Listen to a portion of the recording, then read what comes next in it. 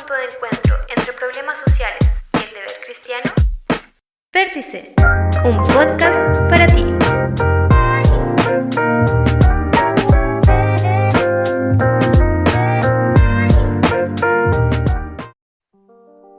Hola amigos, somos Vértice, Piedra Viva, un grupo de jóvenes del Templo Jerusalén de Villa Andina. Mi nombre es Javiera Orellana y junto a mí se encuentra... Hola a todos, me llamo Francisca Sandoval y estamos contentas junto a Javiera de continuar con diversos temas a lo largo de estas semanas y comenzar hoy un nuevo capítulo. Hoy junto a Javiera tenemos una gran invitada a quien queremos que ustedes puedan conocer, pero primero vamos a hablar de ella. Como les comentaba, estamos con una gran invitada y ella es Charel Nahum Flores, quien es educadora de párvulos, licenciada en educación, quien ha trabajado en diversas salas cunas y jardines infantiles. Entre las edades de 0 a 5 años, tiene una vasta trayectoria trabajando en salas cunas y jardines infantiles, como comentaba. Además, se encuentra ejerciendo en jardines infantiles y sala cuna DTF de la Municipalidad de Temuco. Ya ella se encuentra en la actualidad en eso. Además, queremos también comentarles que ella también ha participado en nuestra iglesia en diversas actividades, en diversos roles. Ya uno de ellos es que fue líder juvenil, también fue líder regional juvenil, también ha participado en el club de Queritma Kids, también ha participado en el coro gospel y también actualmente es coordinadora del ministerio infantil de nuestra iglesia. También queremos contarles que nuestra invitada es colaboradora de Replantear, Centro de Formación de Educación y Profundización en la Filosofía Pedagógica junto a Reggio Emilia. El día de hoy queremos hablar un tema que nos parece relevante y es sobre la importancia de la disposición al aprendizaje y cómo quiero aprender en mi vida cristiana. Pero antes de comenzar este tema queremos escuchar a Charel para que salude a nuestros oyentes y a quien prontamente estarán escuchando. Hola, buenas tardes. Bueno, como decía, mi nombre es Charel y estoy aquí feliz de poder compartir en esta entrevista junto a Francisca y a Javiera y poder comentarles acerca del proceso de la enseñanza y aprendizaje. Qué bueno es poder escucharte, Charel. Sabemos que con lo que hemos oído y hemos visto también tu trabajo tanto en la iglesia, también a nivel profesional, es que hemos querido tenerte el día de hoy para tener esta conversación junto a ti y que también nos pueda compartir un poco desde tu experiencia en este trabajo tan enriquecedor para ti también. Y por eso que ahora queremos comenzar a hacerte algunas preguntas y la primera de ellas es relacionada desde tu punto de vista, desde tu enfoque. ¿Qué nos puedes decir cuando yo te pregunto por qué es importante la enseñanza y también el aprendizaje en nosotros? Bueno, la importancia porque es que a través de este proceso nosotros vamos adquiriendo las diferentes habilidades que nosotros vamos a desarrollar el resto de nuestra vida. Es importante enfocarla de acuerdo a las diferentes etapas que nosotros vamos conociendo del desarrollo de nuestras vidas desde la primera infancia y que estas sean realmente significativas, que sean construidas por cada uno de nosotros y de nosotras. Por ejemplo, evocándolo a la educación inicial, de que cada uno de estos aprendizajes en este proceso de la enseñanza sean construidos por ellos mismos y ellas mismas.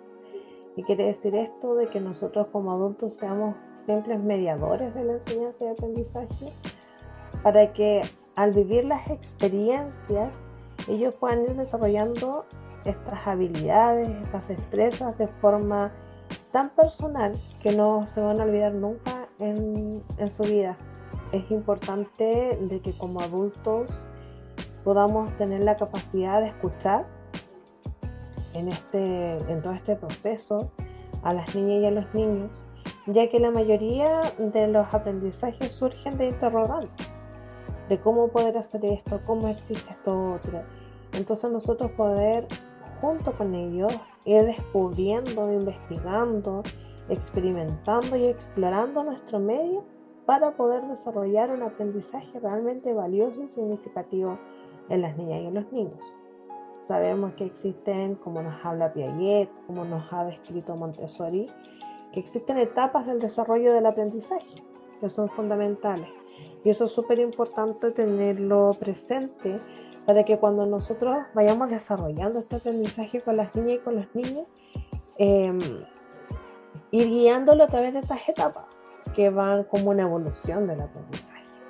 Y eso mismo que va quedando grabado en nuestras vidas desde la infancia. Por ejemplo, nosotros nos recordamos hoy en día cómo aprendimos a hablar o cómo aprendimos a caminar, pero fueron hitos significativos en nuestra vida. Entonces, eso, este caminar, este acompañamiento que nosotros podemos guiar, nos permite ser las personas que somos cuando adultos, validando siempre que la niña y el niño son sujetos de derechos. Por eso es tan importante poder escucharlos, poder escucharlas y a través de sus opiniones, de sus interrogantes, ir construyendo estos aprendizajes para que realmente sean valiosos para ellos y para ellas. Gracias, Charel. Yo quiero que tú nos puedas ahí ayudar, reafirmar nuevamente o explicar nuevamente una pregunta que quiero realizarte, es ¿cómo nosotros podemos escuchar a los niños? ¿Cómo saber las necesidades del niño? Sabemos que en un aula, por ejemplo, existen diversos tipos de niños y muchas veces no podemos llegar a todos los niños debido a que cada uno aprende y tiene una manera de aprendizaje o estilo de aprendizaje diferente. Entonces tú como educadora, ¿cómo se puede llegar a esto? ¿Cómo yo puedo entender que todos los niños aprenden de manera diferente y cómo yo lo puedo hacer en un aula, por ejemplo? Es súper importante centrarnos en que, como algo súper valioso que tú decías, Francisca, que existen diferentes estilos de aprendizaje o podemos decir diferentes inteligencias. Pero para poder escuchar, nosotros tenemos que darnos el tiempo y muchas veces no tenemos una escucha efectiva.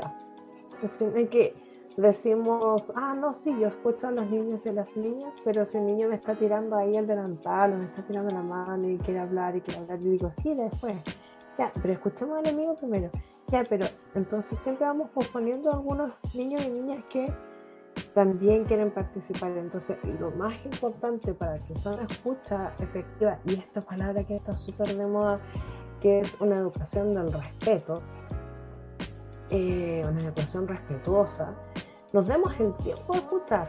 Entonces, por ejemplo, a través de asambleas donde todas las niñas y los niños puedan expresar sus opiniones, sus interrogantes, de forma libre, espontánea, y que nosotros vayamos teniendo la conciencia de que esto denota de tiempo, ya que ellos a veces, por decir unas frases, se demoran mucho más de lo que obviamente un adulto podría sintetizar o querer expresar. Entonces, para ellos es súper importante que nosotros como adultos los podamos escuchar. Y esto a través de todas las edades, porque nosotros mismos como adultos nos sentimos súper bien cuando realmente nos están escuchando y prestando atención a lo que nosotros queremos decir.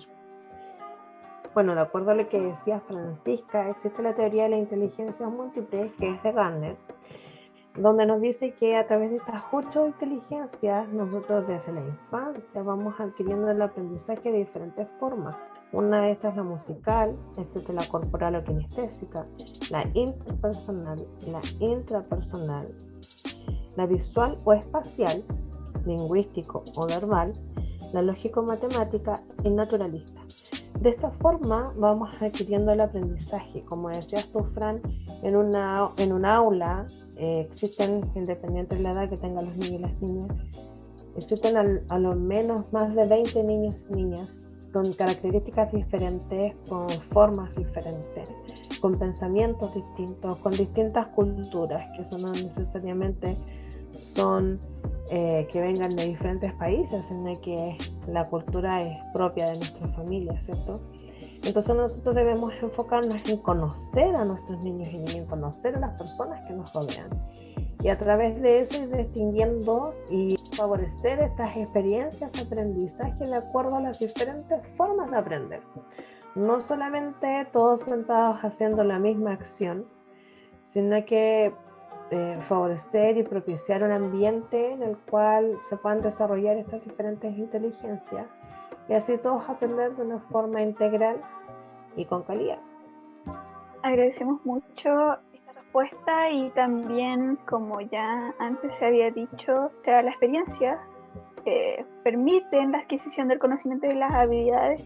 Y en relación a esto, queríamos preguntarte cómo se puede elaborar una instancia para la adquisición de estos conocimientos y habilidades dentro del hogar. Ahí puedes entregarnos también desde tus experiencias. Bueno, hoy en día estamos en un momento histórico, en un momento que va a quedar grabado para siempre en nuestras vidas, sobre todo en la vida de las niñas y los niños, ya que ellos tienen menos capacidad de poder comprender un poco lo que está sucediendo en esta pandemia.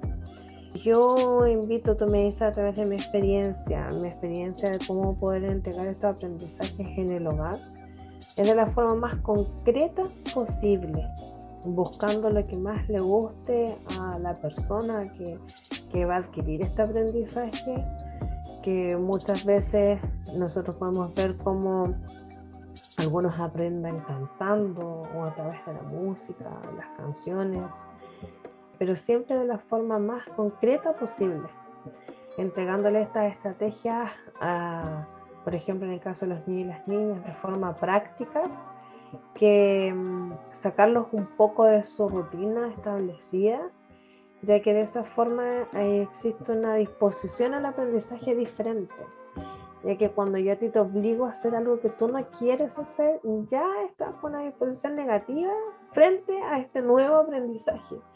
En cambio, cuando tú vas buscando de acuerdo a los intereses de cada uno en este caso de los educandos, de las personas que van a adquirir el aprendizaje, ya hay una actitud positiva frente a este nuevo aprendizaje. Así que siempre favoreciendo desde lo concreto. Nosotros como adultos incluso nos es mucho más atractivo adquirir un aprendizaje desde, por ejemplo, si vamos a potenciar la lectura y escritura, lo que más nos va a gustar leer es acerca de un tema de nuestra elección.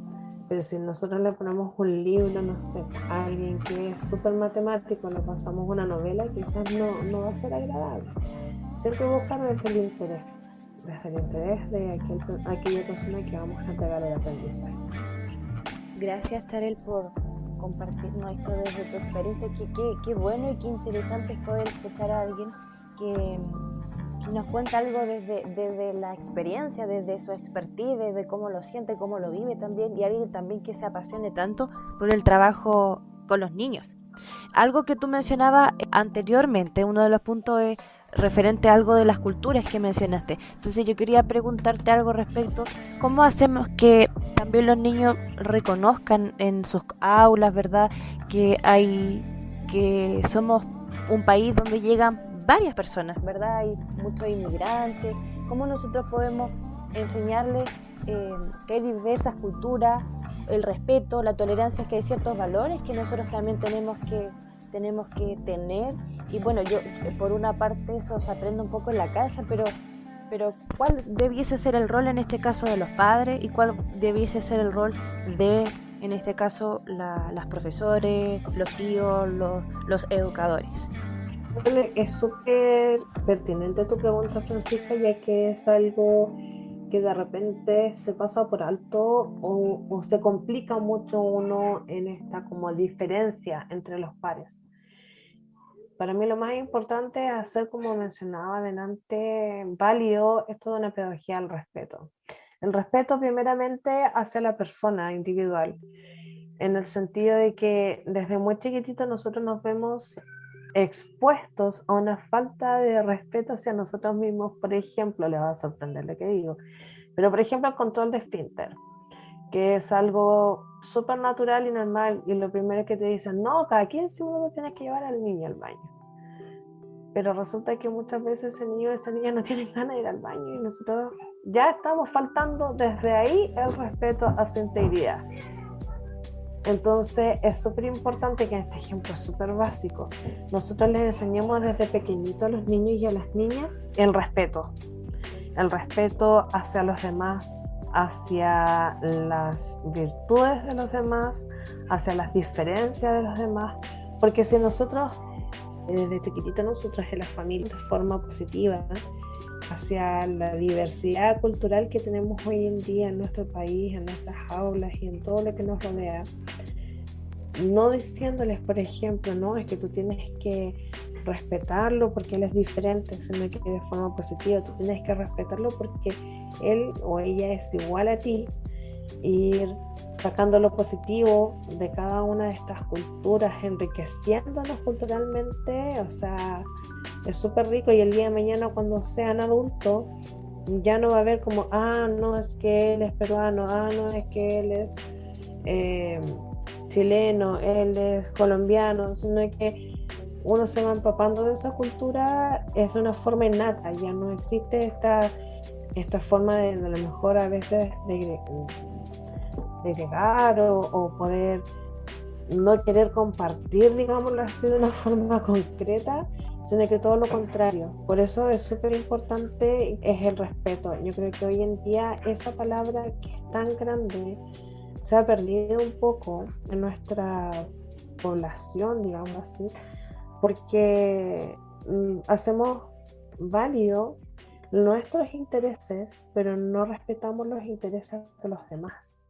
Entonces, por ahí yo creo que es como la clave de esto que mencionabas tú, Francisca, y que para que exista este aprendizaje rico, como decía la Javi, favoreciendo el proceso de enseñanza-aprendizaje, llevándolo. Hoy en día, como yo le digo a veces a mis apoderados, ustedes se han transformado en educadores, educadoras, algunos en profesores, en profesoras, sin serlo, ya que han tenido que replicar todas estas cosas en el hogar, sin tener a lo mejor las herramientas necesarias, pero debemos inculcar el respeto hacia mí primero y hacia el resto también.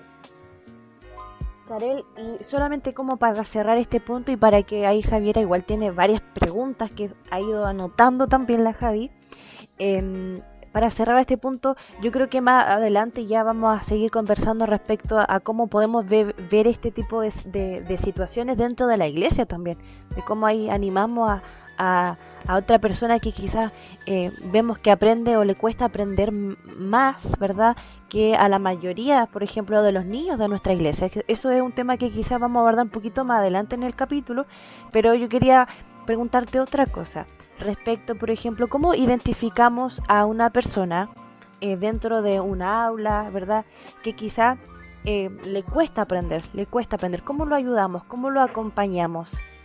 Bueno, lo primero es identificar por qué le está costando aprender. ¿Es realmente porque al niño le cuesta o es porque lo que yo estoy enseñando no es de su interés?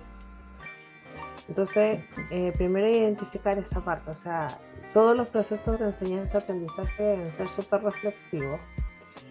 Primeramente reflexivo hacia lo que yo estoy entregando. Como dices tú, hay niños que de repente les cuesta un poco aprender, pero a veces no es porque el niño tenga alguna dificultad en el aprendizaje, sino que a veces lo que nosotros no estamos entregando es de calidad. O sea, una de las preguntas hablaba acerca de la calidad de la educación y nos llama a cuestionarnos nuestras prácticas pedagógicas en todos sentidos. O sea, independiente si esto lo vamos a desarrollar en la iglesia, lo vamos a desarrollar en casa, lo vamos a desarrollar en aula. Es importante que podamos reconocer de repente por qué no hay un interés. Cuando ya nos damos cuenta de que a lo mejor ya de esta forma, de esta estrategia, esto no resultó, yo voy a cambiar la estrategia, voy a dar vuelta a todo lo que organicé, siempre poniendo nuestros ojos en la mirada desde el niño, la niña o la persona que va a recibir la enseñanza. No desde lo que yo quisiera lograr, sino que cómo lo ve la otra persona a través de sus ojos. Y eso es lo que de repente nos cuesta mucho eh, como desconstruirnos y sacar esa mirada adultista, sino hay que mirar desde la infancia, desde los niños, desde sus intereses. Entonces, cuando ya nosotros descubrimos que a lo mejor a este niño, a esta niña tiene un poco de complejidad frente a un aprendizaje, recordarnos de esto que les mencionaba delante de Carles y poder reconocer con qué estilo de aprendizaje él o ella se desarrolla mucho mejor. De eso habla el desarrollo universal del aprendizaje. Este diseño de aprendizaje debe responder a las inteligencias que yo descubro que hay en mi sala. O sea, no todos sentados haciendo lo mismo, como mencionaba adelante, sino que explorando. Eso es lo más importante, que el niño y la niña tiene que explorar e intervenir en su medio, más que hacer o ejecutar la instrucción que yo le estoy dando. Por ejemplo, en Reggio Emilia, como lo mencionaban delante, lo importante es que Loris Maraguzzi nos habla del poema de los 100 lenguajes. El niño tiene 100 lenguajes, eso quiere decir que tiene 100 formas de aprender. Y muchas veces nosotros le robamos esas 100 formas de aprender, porque lo limitamos a una sola manera, a una sola forma, que es la forma que para mí como adulto me es más fácil o más simple. Y de esta forma hoy en día vemos, por ejemplo, cómo la enseñanza ya llegando al colegio se escolariza a tal grado que nos olvidamos de estos 100 lenguajes, nos olvidamos de estas 100 formas que tienen los niños y las niñas de aprender a través de estas 8 inteligencias que mencionábamos, que algunos a lo mejor nunca va a aprender la matemática de una forma como yo quiero, pero si yo se la pongo a través de la música, voy a sacar un logro de aprendizaje mayor, y eso va a generar aprendizajes significativos, los cuales no se olvidan nunca. Porque no sé si a ustedes les pasaba cuando les obligaban a estudiar algo que no les gustaba, después esa materia, claro, yo me podía sacar hasta un 7 en la prueba, en el examen. Pero si fue a estudiar como papagayo para esa nota, para rendir una nota y no tener una experiencia con el aprendizaje, eso se olvida. En cambio, cuando son experiencias significativas, esas se recuerdan por siempre. Y es en relación a esto último, que es totalmente cierto, es en donde se notan estas deficiencias al dar, ¿cierto?, estas instancias de enseñanza y aprendizaje en donde no se toman en cuenta las características propias de los niños y de las niñas, no se toma tampoco el tiempo necesario para enseñarles y en la forma adecuada en lo que ellos también, como ellos aprenden. Y es por ello que queremos preguntarte desde tu punto de vista cuáles son las mayores deficiencias en el plan educativo entregado en el país y qué podemos hacer nosotros, porque también tenemos ese deber de buscar y apoyar a los niños y niñas en este desarrollo de forma integral. Bueno, como país, aquí esta es una pregunta así como una pregunta grande, media controversial, pero como país se está queriendo hacer harto por la primera infancia y por la educación. De hecho, existen muchas organizaciones como la Agencia de la Calidad, las cuales apuntan a una mejora en la educación. ¿Qué es lo que pasa? Que también hay mucho desconocimiento. Hay desconocimiento de parte de los docentes, de los educadores, de las educadoras, referente a todas estas reformas, estos cambios que se están realizando en la educación. Yo creo que lo que más nos falta como país en relación a esta equidad de la calidad de la educación, sobre todo para las infancias, es recordar un poquito y conocer un poquito, como lo que les mencionaba delante de Loris Maraguzzi, el poder permitir una escucha atenta, como decía Javiera, conocer las características, las cualidades de cada uno de mis niños y niñas, y no creer que el mejor curso o el mejor nivel es aquel en el que los niños están todos sentados en silencio, en perfecto orden, cabeza gacha, haciendo lo que el docente está pidiendo. Eso no es una aula realmente buena. O sea, para los ojos de algunos, claro, es un nivel espectacular, nadie hace boche, nadie hace ruido, nadie se para, y que muchas veces existe. Yo como docente pude escuchar muchas veces a las alumnas decir que en sus prácticas profesionales les exigían que los niños y las niñas, estamos hablando de kinder y kinder, no se pararan de sus asientos durante las experiencias educativas.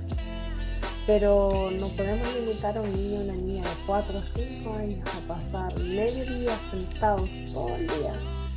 Y tampoco los niños grandes. O sea, vivimos en un mundo en el cual los niños son de estímulo, piden de estímulo. Y quizás cuando hace 30 años atrás éramos diferentes, éramos tranquilos, a lo mejor éramos mucho más pasivos, pero hoy en día los niños están expuestos a tanto estímulo que nosotros debemos sacarles el provecho y no limitarlo. Entonces yo creo que necesitamos de eso, necesitamos dejar de escolarizar la educación, necesitamos darle alas a los niños y a las niñas, necesitamos escucharlos, necesitamos creer que son sujetos de derecho, que su opinión es válida, que lo que ellos quieren expresar, que lo que ellos quieren decir es realmente importante, que a veces esos pequeños problemas que ellos tienen son súper importantes escucharles, son válidos, son sus problemas, independiente que para nosotros como adultos sea algo tan simple de responder. Entonces, cuando nosotros realmente nos demos cuenta de que estos niños son sujetos de derecho, que ellos son válidos, son personas, no son un recipiente al que yo le abro la cabeza y le trasvasijo información, sino que ellos son capaces de explorar su medio, y yo puedo sacar grandes conversaciones con ellas y con ellos, haciéndolos problematizar como nos habla el arte contemporáneo, cuestionarlo todo y desarrollar un aprendizaje significativo, como mencionaba adelante. Yo creo que eso nos hace falta como país, como que aquí es como meterme un poco entre la pata de los caballos decir esto, pero nos hace falta validar la infancia, nos hace falta desarrollar la imaginación y la creatividad, y en nuestro país cada vez está limitando más el pensar, el razonar. Nos quiere personas individuales, personas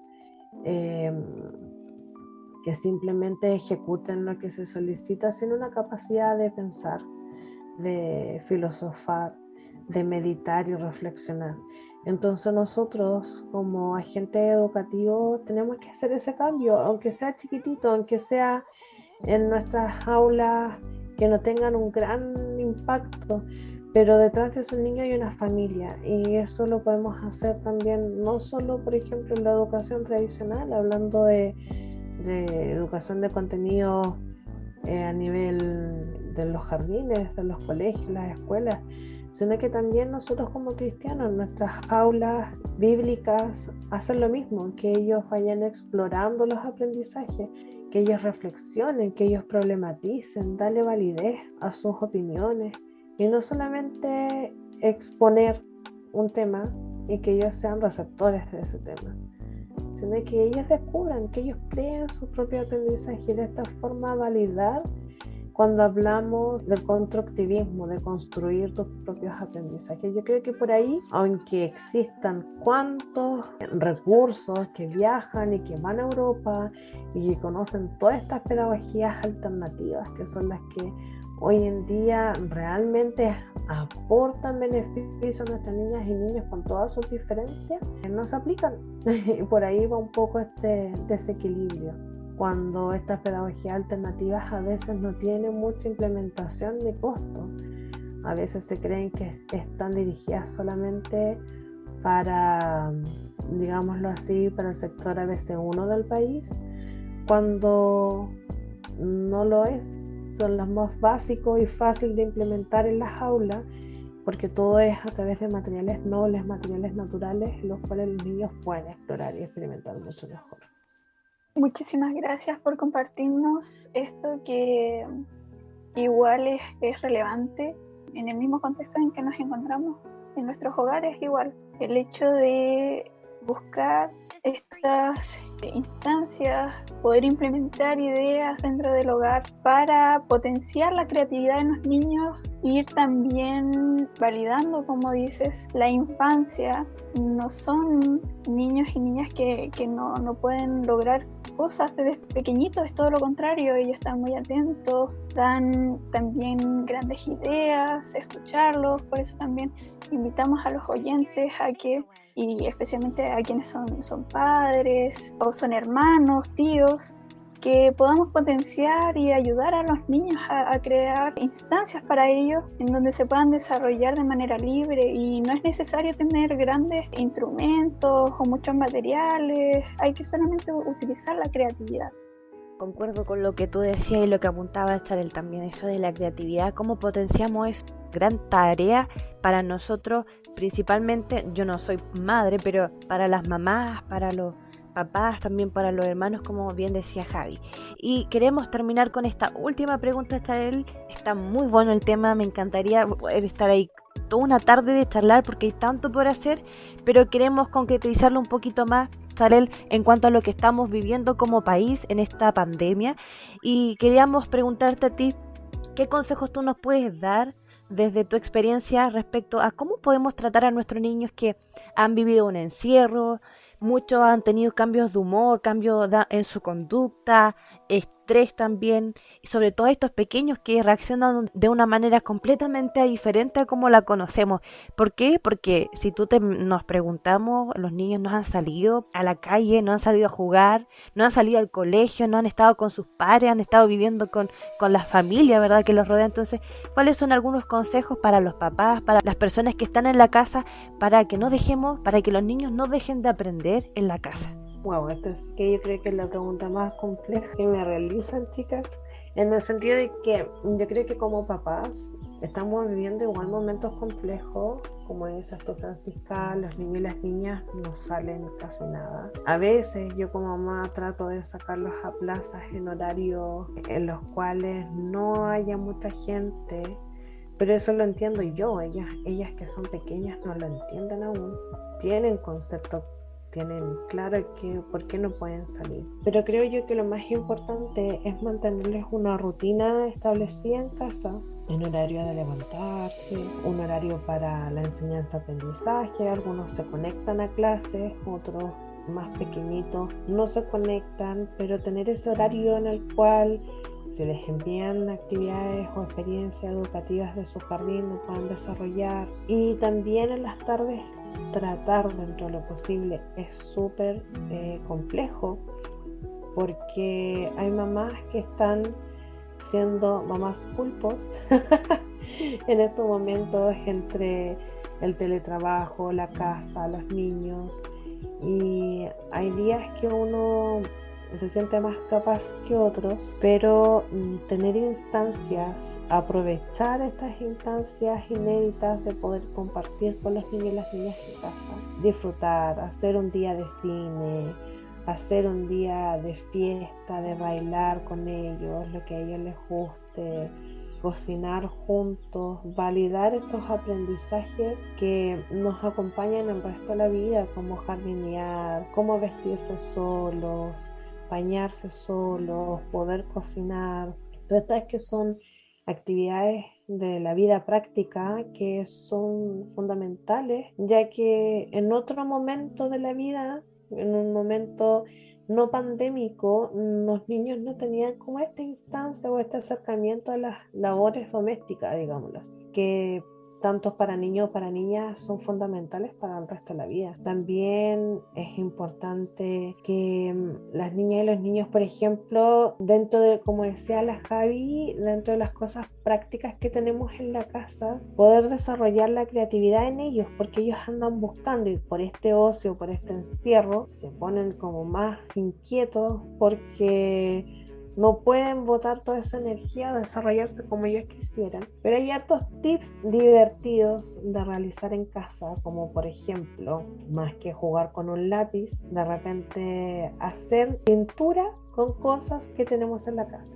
Por ejemplo, un yogur con colorante vegetal, que los colorantes vegetales los encontramos en el supermercado. Entonces ellos pueden pintar siempre en un espacio grande. Por ejemplo, pueden poner una bolsa de basura, le ponen este yogur colorante vegetal, se lo pueden comer. Pueden hacer hielos de colores, también colorean y también se lo pueden comer. Frutitas congeladas también van a colorear y también se los pueden comer. Pintar fideos también, jugar, hacer un merengue, y que este merengue ponerle colorante vegetal, entonces va a ser genial porque es una espuma y también se la van a poder comer. Entonces de repente son cosas simples que no se nos ocurren porque no tenemos cómo saberlo, cómo tener todas estas ideas.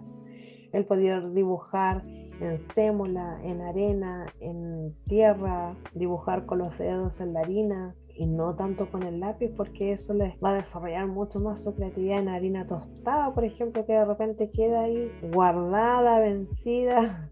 Poder usarla para que ellos puedan dibujar, poder hacer como lo que hicimos en el club de niños la semana pasada, esta masa de sal, que estaban fascinados, que es simplemente una taza de harina, media de sal, un poquito de agua y ya tiene una masa Play-Doh para poder jugar. Entonces darle estas instancias, tener estos momentos de poder desarrollar con ellos la creatividad. Por ejemplo, algo súper genial, dar vuelta a un colador de estos de los fideos y como tiene muchos sellitos pequeñitos, enterrarle espagueti crudos, entonces desarrollan su motricidad fina, tener momentos de jugar con ellos como la hora del baño y que a ellos les encanta, en el agüita que ellos puedan jugar, y también de repente pedirles la colaboración en los deberes, como decíamos, de la casa. Los va a hacer crecer, los va a hacer sentir importantes, los va a hacer sentir que su aporte es necesario, porque si la mesa no está puesta no se va a poder comer. Entonces a ir compartiendo. Ahora no digo que esto sea maravillosamente fácil todos los días llevar,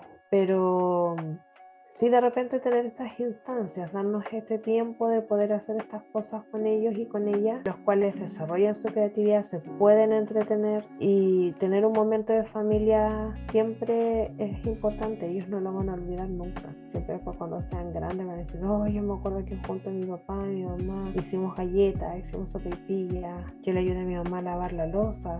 Esos momentos son súper ricos, y compartirlos en familia, cantar juntos en familia, tener estos momentos de devocionales cristianos junto a nuestros niños son súper significativos. Yo nunca voy a olvidar en mi infancia cuando mis papás nos hacían tener devocionales, llevar la palabra. Son momentos muy ricos en familia y que podemos agradar a Dios juntos también.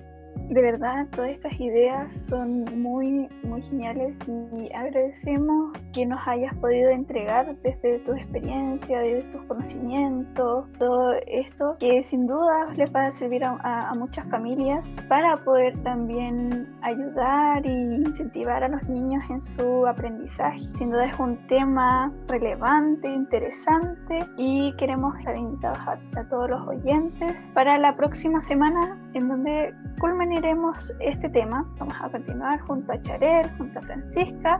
Bueno, hemos terminado y estamos alegres, ¿verdad?, de este tiempo que hemos tenido, y les esperamos, no se lo pierda, al próximo capítulo para terminar con este tema. Nos vemos.